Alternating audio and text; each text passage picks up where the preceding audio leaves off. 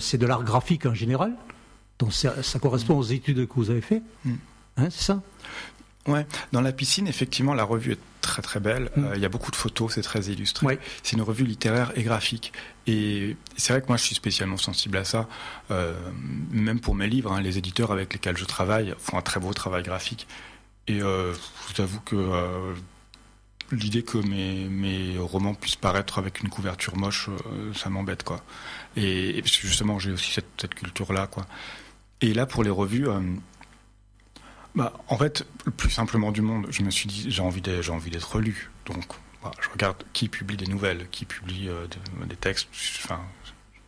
Donc, au début, j'envoyais un peu au hasard. Mais après, c'est vrai que celle en particulier que vous avez citée, là, c'est celle auquel je suis le plus... Attaché ? Oui. Ouais. Parce que... Bon, quelquefois, j'envoie des nouvelles et puis je suis publié, je reçois le numéro de la revue. Bon, c'est bien, mais il ne se passe pas grand-chose. Alors qu'avec celle-ci, il y a un vrai esprit collectif, justement. C'est que les autres auteurs, qu'au départ, je ne connais pas, eh bien, je sens qu'ils ne sont pas dans cette revue par hasard. On a quelque chose en commun, on a des choses à se dire.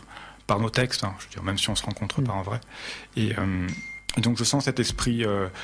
on va se lire les uns les autres. Et c'est ce que je ressens beaucoup sur le web aussi, parce que finalement, cet esprit de revue, c'est ce que je fais tout le temps sur mon blog. Je lis les blogs des autres, et souvent de gens qui pourraient me lire aussi. Il y a cette émulation qui est collective, qui est importante. Ouais. Donc c'est une revue, parce que je suis en même temps branché sur les réseaux sociaux, et je vois que je reçois des messages en me demandant son nom. Donc c'est La Piscine. La revue s'appelle La Piscine, ouais. Et on me demande en même temps où est le site, où est situé le site. Donc vous l'avez sur Internet.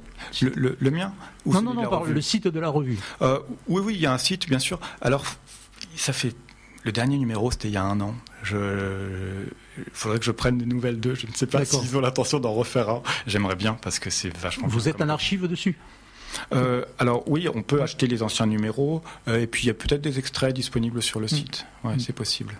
Il y a le Cafard Hérétique, c'est une revue que j'ai déjà lue. C'est une revue, sauf erreur de ma part, où l'on retrouve pas mal de nouvelles, donc comme vous écrivez, et il y a aussi pas mal de pamphlets et des coups de gueule sur cette revue. Vous, qu'est-ce que vous avez écrit? Des pamphlets, des coups de gueule, ou alors juste vos nouvelles? Alors, ce que j'écris dans Cafard Hérétique, c'est... je suis plus du côté, on va dire, des nouvelles, oui. Même si c'est pas forcément des... Comme ce que je disais sur le roman tout à l'heure, que le roman, ça obéit quand même à certains codes. La nouvelle aussi. Ce que j'aime bien dans ces revues, c'est que c'est des revues d'expression littéraire avant tout. Si c'est pas vraiment une nouvelle, c'est pas grave, pourvu que le texte ait quelque chose à dire. Oui. Et donc, ce que j'écris là-dedans n'est pas tout forcément très narratif. Ça peut être au bord de la poésie, quoi. C'est certes de la prose, mais... on est très libre, c'est ce que j'aime dans ces revues. C'est des trucs qui peut-être trouveraient pas leur place chez un éditeur de livres, mais là on peut essayer, c'est des laboratoires. Quoi. Je rappelle que vous êtes sur Radio Asso avec Antonin Krenz. Papier Machine, donc c'est une revue belge, et j'ai bien